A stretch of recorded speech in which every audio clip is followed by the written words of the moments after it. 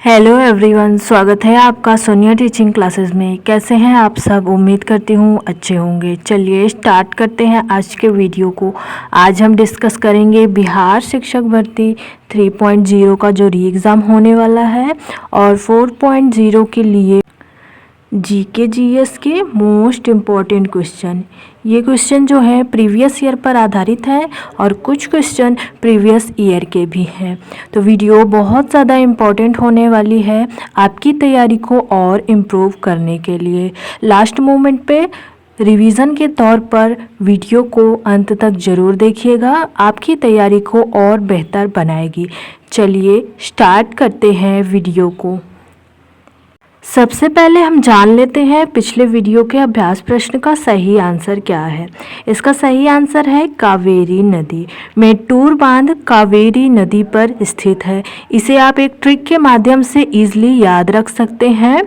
तमिलनाडु में tour very important है। तमिलनाडु में टूर वेरी इम्पोर्टेंट है। तमिलनाडु से मेट्टूर बांध तमिलनाडु में है, टूर से हो गया मेट्टूर और वेरी से हो गया कावेरी नदी पर स्थित है। फ्रेंड्स, अगर आप लोगों ने अभी तक इस वीडियो को नहीं देखा है तो चैनल के प्लेलिस्ट में जाकर वीडियो देख लीजिए। चलिए अब शुरू करते हैं आज के क्वेश्चंस को। पहला क्वेश्चन है, दास प्रथा का अंत किस नियम यानी एक्ट के तहत हुआ था? ऑप्शंस हैं नियम 5, नियम 15, नियम 17, उपर्युक्त में से एक से अधिक, उपर्युक्त में से कोई नहीं। इस प्रश्न का सही आंसर है नियम 5 वाला, यानी ऑप्शन ए सही है। नियम 5 के तहत दास प्रथा का अंत हुआ था। इस समय गवर्नर थे एलन बरो। कौन गवर्नर जनरल थे? एलन बरो। एलन बरो को दासों का मुक्तिदाता भी कहा जाता है। यह अधिनियम यानी जो दास प्रथा का अंत हुआ था, यह अधिनियम कब आया था? आया था 1843 में। इसका वर्ष भी याद रखिएगा। नियम 15 के तहत विधवा पुनर्विवाह का अंत हुआ था और नियम 17 के तहत सती प्रथा का अंत हुआ था। तो इस तरह ध्यान रखिएगा। इस प्रश्न का सही आंसर है ऑप्शन ए। नेक्स्ट क्वेश्चन देखिए, भारत के कितने राज्यों की सामान्य सीमा यानी कॉमन बॉर्डर पाकिस्तान एवं बांग्लादेश के साथ लगता है? Option A 6, option B 5, option C 7, option D उपर्युक्त में से एक से अधिक, ऑप्शन ई उपर्युक्त में से कोई नहीं। इस प्रश्न का सही आंसर है ऑप्शन ई, क्योंकि इसका सही आंसर है उपर्युक्त में से कोई नहीं।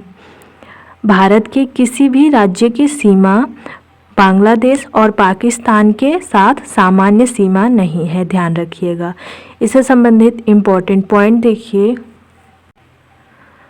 भारत की सीमा 9 देशों से संलग्न है, जिसमें 7 देश से स्थलीय सीमा है और 2 देशों से समुद्री सीमा है।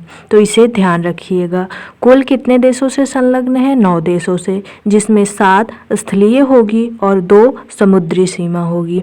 पाकिस्तान की सीमा 5 राज्यों से लगती है, जम्मू कश्मीर, लद्दाख, पंजाब, राजस्थान, गुजरात से। वहीं बांग्लादेश की सीमा भी 5 राज्यों से लगती है, पश्चिम बंगाल, मेघालय, मिजोरम, त्रिपुरा, असम। लेकिन यहाँ पर कोई कॉमन राज्य नहीं है, ध्यान रखिएगा। भारत के किसी भी राज्य की सीमा पाकिस्तान एवं बांग्लादेश से साझा रूप से नहीं लगती। नेक्स्ट क्वेश्चन देखिए, अपने ही शासनकाल में किस वायसराय की हत्या हुई थी? कैनिंग, विल्सन, मेयो, उपर्युक्त में से एक से अधिक, उपर्युक्त में से कोई नहीं। इस प्रश्न का सही आंसर है मेयो। ऑप्शन सी सही आंसर होगा। अपने ही शासनकाल में जिस वायसराय की हत्या हुई थी उसका नाम है मेयो। इनका कार्यकाल था 1869 से 1872 तक। इनकी हत्या कहाँ पर हुई थी? पोर्ट ब्लेयर, जो अंडमान निकोबार की राजधानी है, वहाँ पर जो सेलुलर जेल है, सेलुलर जेल में एक शेर खान नामक व्यक्ति ने इनकी हत्या की थी। लॉर्ड मेयो ने पहला कृषि विभाग बनवाया था और भारत की पहली जनगणना लॉर्ड मेयो के ही कार्यकाल में हुई थी। कब हुई थी? 1872 में हुई थी, ध्यान रखिएगा। कैनिंग जो है भारत के पहले वायसराय हैं। और विल्सन कौन है? भारत का पहला बजट विल्सन ने पेश किया था। तो तीनों पॉइंट मोस्ट इम्पॉर्टेंट हैं, सभी पॉइंट्स को ध्यान रखिएगा। और ये तीनों जो अंग्रेज व्यक्ति हैं ये तो बहुत ज़्यादा इम्पॉर्टेंट हैं, क्योंकि एग्जाम में लगातार पूछे जाते रहते हैं। नेक्स्ट क्वेश्चन देखिए, किस पठार पर कर्क रेखा तथा भारतीय मानक समय रेखा एक दूसरे को काटती है? बुंदेलखंड, बघेलखंड, मालवा। उपर्युक्त में से एक से अधिक, उपर्युक्त में से कोई नहीं। इस प्रश्न का सही आंसर है ऑप्शन बी, बघेलखंड। बघेलखंड पठार पर कर्क रेखा और भारतीय मानक समय रेखा एक दूसरे को काटती है। इससे संबंधित इंपॉर्टेंट पॉइंट देखिए, बघेलखंड पठार पर कर्क रेखा तथा भारतीय मानक समय रेखा एक दूसरे को काटती है। बघेलखंड का क्षेत्र मध्य प्रदेश और छत्तीसगढ़ तक फैला हुआ है। आपसे क्वेश्चन पूछा जा सकता है बघेलखंड क्षेत्र कहाँ कहाँ है? तो मध्य प्रदेश, छत्तीसगढ़ तक फैला हुआ है, ध्यान रखिएगा। छत्तीसगढ़ के सूरजपुर जिले में स्थित महानदी के तट पर एक भैंसा मुंडा क्षेत्र है। यह भारत का एकमात्र स्थान है जहां पर कर्क रेखा और भारतीय मानक समय रेखा एक दूसरे को काटते हैं। उस स्थान का नाम भी याद रखिएगा। नेक्स्ट बार आपसे ये पूछा जा सकता है या कुछ और, तो इस तरह ध्यान रखिएगा। नेक्स्ट क्वेश्चन देखिए, सूर्य है एक पीला तारा, लाल तारा, श्वेत तारा। उपर्युक्त में से एक से अधिक, उपर्युक्त में से कोई नहीं। सूर्य है एक पीला तारा, ऑप्शन ए इसका सही आंसर है। इससे संबंधित इंपॉर्टेंट पॉइंट देखिए, सूर्य एक पीला तारा है। सूर्य के पीला दिखने के पीछे स्कैटरिंग ऑफ लाइट यानी प्रकाश का प्रकीर्णन कारण बताया जाता है। हम जानते हैं कि सूर्य से आने वाली किरणें 7 अलग अलग रंग की होती है और वायुमंडल से गुजरने से कुछ किरणें चारों ओर वायुमंडल में बिखर जाती है, जिससे सूर्य और उसकी रोशनी हमें पीली दिखती है और सूर्य को पीला तारा समझा जाता है। ध्यान रखिएगा। नेक्स्ट क्वेश्चन देखिए, ब्रह्मांड में पल्सर क्या है? तारों का एक समूह, घूमते न्यूट्रॉन तारे, किसी तारे का विस्फोट, किसी तारे द्वारा उत्सर्जित रेडियो तरंगे या उपर्युक्त में से कोई नहीं। ब्रह्मांड में पल्सर जो है वह घूमते न्यूट्रॉन तारे हैं। ऑप्शन बी इसका सही आंसर है। इससे संबंधित इंपॉर्टेंट पॉइंट देखिए, ब्रह्मांड में जो पल्सर है वह घूमते हुए न्यूट्रॉन तारे हैं। 1.4 ms को चंद्रशेखर सीमा कहते हैं। यह पॉइंट भी ध्यान रखिएगा। आपसे क्वेश्चन पूछा जा सकता है कितने ms को चंद्रशेखर सीमा कहते हैं? तो 1.4 ms को। इससे अधिक द्रव्यमान होने पर मुक्त रूप से घूमते इलेक्ट्रॉन अत्यधिक वेग के कारण नाभिक को छोड़कर बाहर चले जाते हैं तथा न्यूट्रॉन बचे रहते हैं। इसी अवस्था को न्यूट्रॉन तारा या पल्सर कहते हैं। न्यूट्रॉन तारा भी असीमित समय तक सिकुड़ता हुआ चला जाता है, अर्थात न्यूट्रॉन तारे में अत्यधिक परिमाण में द्रव्यमान अंततः एक ही बिंदु पर संकेंद्रित हो जाता है। ऐसी असीमित घनत्व के द्रव्यमुक्त पिंड को कृष्णा छिद्र या ब्लैक होल कहते हैं। ध्यान रखिएगा। तो ये जो पॉइंट यहाँ पर नोटेड हैं, इंपॉर्टेंट हैं, याद कर लीजिएगा। नेक्स्ट क्वेश्चन देखिए, आकार और माप में समानता के कारण किस ग्रह को पृथ्वी का जुड़वा ग्रह माना जाता है? मंगल, बृहस्पति, शुक्र। उपर्युक्त में से एक से अधिक, उपर्युक्त में से कोई नहीं। इसका सही आंसर है शुक्र। शुक्र को आकार और माप के कारण पृथ्वी का जुड़वा ग्रह माना जाता है। ध्यान रखिएगा। इससे संबंधित इंपॉर्टेंट पॉइंट देखिए, आकार और माप में समानता के कारण शुक्र ग्रह को पृथ्वी का जुड़वा ग्रह माना जाता है। इसे सांझ का तारा और भोर का तारा भी कहा जाता है। आपसे क्वेश्चन पूछा जा सकता है सांझ का तारा या भोर का तारा किसे कहते हैं? शुक्र ग्रह को। शुक्र ग्रह के वायुमंडल में CO2 की उपस्थिति 90 से 95% तक है। शुक्र और बुध ग्रह के कोई उपग्रह नहीं है।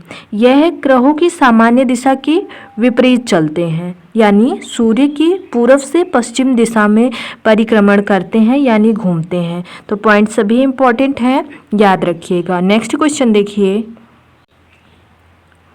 ओजोन छिद्र अधिक स्पष्ट होता है? भूमध्य रेखा पर, कर्क रेखा पर, मकर रेखा पर, उपर्युक्त में से एक से अधिक, उपर्युक्त में से कोई नहीं। इस प्रश्न का सही आंसर है ऑप्शन ई, क्योंकि यहाँ पर आंसर नहीं दिया गया है, तो ऑप्शन ई इसका सही होगा। ओजोन छिद्र जो है वह अधिक स्पष्ट होता है अंटार्कटिका पर, यानी दक्षिणी ध्रुव पर स्पष्ट होता है, ध्यान रखिएगा। इससे संबंधित इंपॉर्टेंट पॉइंट देखिए। दक्षिणी ध्रुव पर ओजोन छिद्र अधिक स्पष्ट है। दक्षिणी ध्रुव यानी अंटार्कटिका। समताप मंडल में ओजोन का अवक्षय विस्तृत रूप से होता रहता है। आपसे क्वेश्चन पूछा जा सकता है, ओजोन परत किस मंडल में पाई जाती है? तो किस में पाई जाती है? समताप मंडल में। लेकिन यह अवक्षय अंटार्कटिक क्षेत्र में विशेष रूप से अधिक होता है। इसके फलस्वरूप यहाँ काफ़ी बड़े क्षेत्र में ओजोन की परत काफ़ी पतली हो गई है। ओजोन छिद्र पृथ्वी की सतह से 15 से 30 किलोमीटर के बीच समताप मंडल में पाया जाता है, ध्यान रखिएगा, इम्पॉर्टेंट है। नेक्स्ट क्वेश्चन देखिए। न्यायिक संगठन की स्थापना किसने की थी? कर्जन, कॉर्नवालिस, जोनाथन डंकन, उपर्युक्त में से एक से अधिक, उपर्युक्त में से कोई नहीं। इस प्रश्न का सही आंसर है ऑप्शन बी। न्यायिक संगठन की स्थापना कॉर्नवालिस ने की थी। कॉर्नवालिस ने और क्या क्या किया था? भारत में सिविल सेवा का जनक कॉर्नवालिस को माना जाता है। पहली बार पुलिस थाने में दारोगा और जिले में कलेक्टर की नियुक्ति कॉर्नवालिस ने ही की थी। कॉर्नवालिस के समय में तीसरा आंग्ल मैसूर युद्ध हुआ था। जोनाथन डंकन जो हैं, इनके समय में, यानी इन्होंने ही भारत का पहला संस्कृत विद्यालय खोला था। कहाँ पर खोला था? बनारस में खोला था।